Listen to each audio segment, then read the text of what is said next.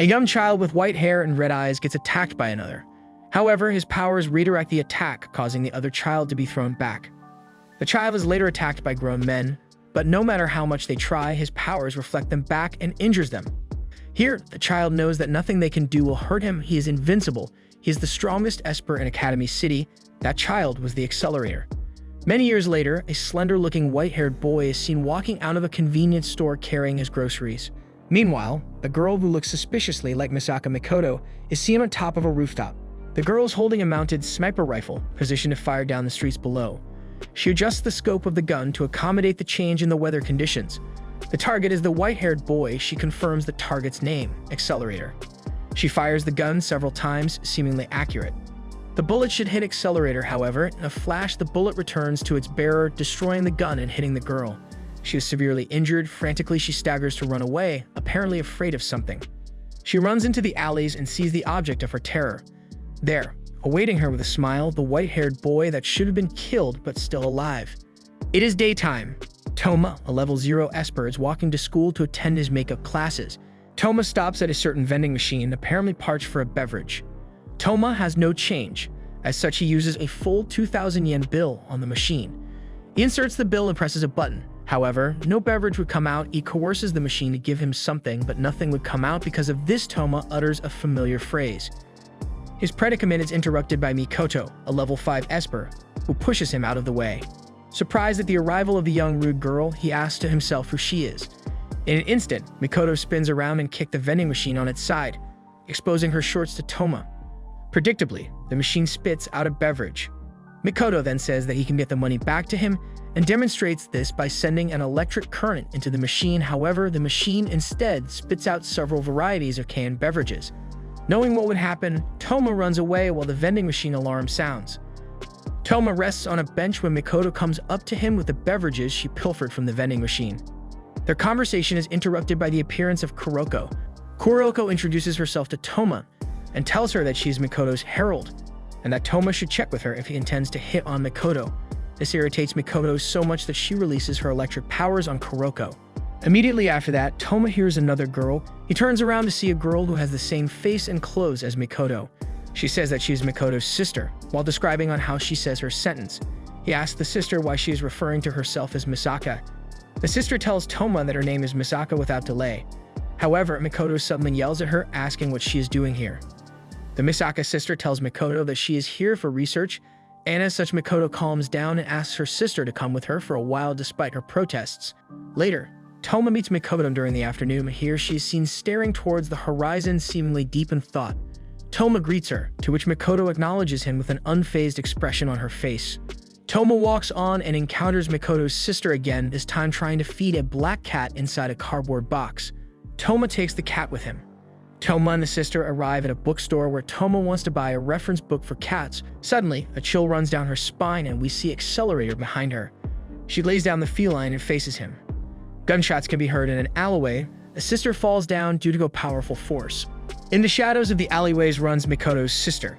She is breathing heavily while carrying a gun and wearing her goggles. Suddenly, a voice is heard speaking. It is the voice of her tormentor, Accelerator. He asks her why she is running and taunts her on how she is flashing herself to him. Mikoto's sister stops and fires several bullets towards him, seemingly hitting Accelerator. Suddenly, the bullets fly back towards her, and one of them hits her right shoulder. Accelerator is still alive, unharmed. He leans forward. However, the girl fires her gun to his face. Strangely, the bullets stop in midair and is redirected to her. Thinking quickly, she shields herself with her gun and throws it towards him immediately after. She runs away, putting a little distance between her and Accelerator. She attacks him with her electric powers. However, it does not work, and Mikoto's sister gets electrocuted by her own powers. Even in pain, she realizes what Accelerator's powers is: reflection. Accelerator quickly says that she is incorrect and that his power is vector change. He enumerates a list of things that he can control and tells her that anything that has vectors can be changed by him with a touch, and states that his power is set to reflect by default. Accelerator leans down and touches the open wound of Mikoto's sister. Accelerator tells her that he is now touching her blood and asks her quizzically on what would happen to the human body if the direction of the blood flow is reversed. He smiles widely and tells her that if she answers correctly, she will be given a peaceful rest, to her horror. Meanwhile, Toma finally comes out of the bookstore wondering where Mikoto's sister is. While wondering where she is, Toma feels an eerie foreboding in a certain alleyway. Toma investigates the alleyway due to this feeling. There, in the darkness, he finds a lone bloody shoe. He keeps on walking under the color of darkness, and there in his sight lies a girl he was looking for, the girl he was just talking to a while earlier. That girl was in her own pool of blood. That girl is Mikoto's sister. Toma is completely horrified by what he has seen. He steps back a few times, seemingly unable to take in what has occurred. The scene cuts to several anti-skilled members guarding a certain location away from bystanders. We see Toma sitting on the ground in despair, still with the cat that he had left with the girl that has now died. One of the anti-skill members approaches him and asks if Toma could come with them to the scene of the crime. Toma obliges and escorts two anti-skill members to the scene of the crime. They finally reach the supposed scene of the crime, but to Toma's bewilderment, not a drop of blood can be found. Confused as to what happened, he runs towards the spot where he saw Mikoto's sister lying in her own blood. However, they find nothing. Suddenly, the cat notices something. Toma feels something off as well and runs toward this feeling, leaving the anti-skills behind. He traverses a considerable distance and in the distance sees in the darkness the familiar glow of Mikoto's sister's goggles.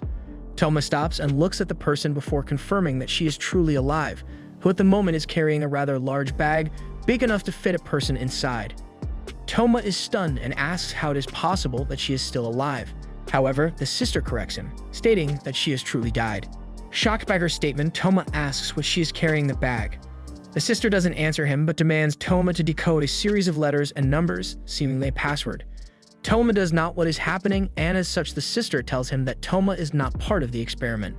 Toma tries to figure out the contents of her bag, however, he suddenly hears a familiar voice from behind her. She looks like Mikoto and the girl that is standing before Toma, which surprises.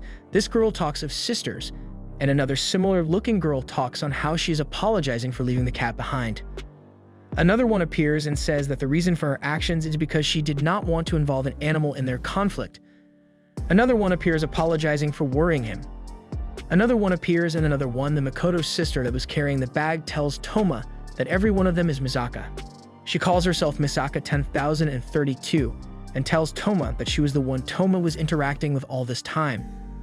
She explains to Toma on how they use their electric abilities to link their similar brainwaves together so they can share their memories. Toma asks who she is, which she replies that they are mass-produced clones for military use that were created from the DNA map of the 3rd level 5 of Academy City, Misaka Mikoto. She calls themselves sisters. Toma asks what they are doing, to which she replies that they are simply doing an experiment, though she is not allowed to explain the details of it. Having finished their business, the clones leave one by one, with Misaka 10,032 asking Toma to take care of the cat for her. Toma is currently riding on a bus heading for the Tokuwada Middle School dormitory. Toma steps out of the bus and heads into the Tokuwada Middle School dormitory. Toma discovers that Mikoto resides in room 208 and decides to use the panel to contact her. The voice tells Toma that she is her Onisama's roommate and not to worry about bothering her. She asks Toma what he wants with Mikoto, and with Toma replying that it is not something major. The voice says that Mikoto has not come home yet, but he is allowed to wait inside their room. Toma comes in and discovers that the voice belongs to the girl she met earlier, Kuroko. Kuroko allows Toma to sit on her bed instead of standing, to which Toma asks what she is doing on Mikoto's bed and asks if she is a pervert. Suddenly, footsteps can be heard from the hallway outside. Toma thinks it's Mikoto, however, Kuroko knows who it is, the Tokuwada dorm supervisor. Kuroko becomes worried of having her find out that Toma is inside their room. With no choice left, Kuroko touches Toma's shoulder and tries to teleport him outside. However, she discovers that her power does not work on him. Toma tries to explain that it is because of his right hand, which Kuroko grabs and forces his body under Mikoto's bed to hide him while Kuroko go deal with the supervisor. Under the bed, Toma discovers documents stuffed inside Mikoto's giant stuffed bear doll, Kurugumar. Here, he discovers that the document he acquired contains important information on the sisters. Toma reads that the tree diagram calculated that only Accelerator, the strongest level 5 of Academy City, can attain level 6. By preparing battlefields and fighting according to scenario, Accelerator's growth into a level 6 will be stimulated by the battlefield. Toma turns a page and discovers a map on it, discovering several crossed-out points on it. This is wrong, Toma said to himself as he runs through the streets of Academy Cities. He is searching for one girl alone, Misaka Mikoto, as she is the key to the madness that is occurring with her sisters. He sees that the propellers of the wind turbines are moving even though there are no winds tonight. Toma concludes that following the turbines will lead to her to Mikoto, a level 5 Electromaster who produces electrical energy every second. On a bridge, somewhere stands Misaka Mikoto leaning on the railings looking into the distance. She asks herself why things end up like this now. We see a flashback of a young Mikoto being awed on how she can produce electricity. The scene cuts to Mikoto inside a facility, somewhere being asked by a doctor if she was the famous Misaka Mikoto. The young Mikoto turns around as if confirming her identity to him. The doctor continues by saying that there are many handicapped people in pain who can't even move their own limbs. The doctor tells her that if they had the power to control the electricity within their bodies, they might be able to provide those people with hope. The nurse that was with the doctor says that they would be able to save a lot of people if they were to apply her powers on them. The scene cuts to a group of girls gossiping about a rumor about military clones being produced in Academy City, where they're using a certain level 5's DNA as a base. The gossip continues until the girls see Mikoto, where they then moved away, though to Mikoto the rumors seemed ridiculous. The scene returns to the present. We see Mikoto still leaning on the rails, occasionally emitting electricity. Another flashback occurs, several sisters appearing before Mikoto. The scene cuts back to Mikoto again, where she mutters help. The scene cuts again to several sisters dead and lying on a pool of blood, and then to Accelerator smiling. Suddenly, a black cat walks into the scene, letting out a soft mew. Sounds of footsteps can be heard. It is Toma's. Mikoto is visibly surprised by his arrival. Toma simply says to stop it, to which Mikoto asks to stop what exactly. Here, Toma cites a sentence from the document he got out of Mikoto's stuffed bear regarding on how Tree Diagram predicted the ascension of Accelerator to level 6 by preparing 128 battlefields and killing Mikoto 128 times. However, since it is impossible to prepare 128 railguns, Mikoto, Academy City used the Radio Noise project that was progressing in parallel as a substitute for railgun, by using 20,000 battlefields and killing 20,000 clones of Mikoto, and then the same results can be achieved. Mikoto says to Toma that whatever that he is suspecting is probably correct, and says that the marks on the maps look like shot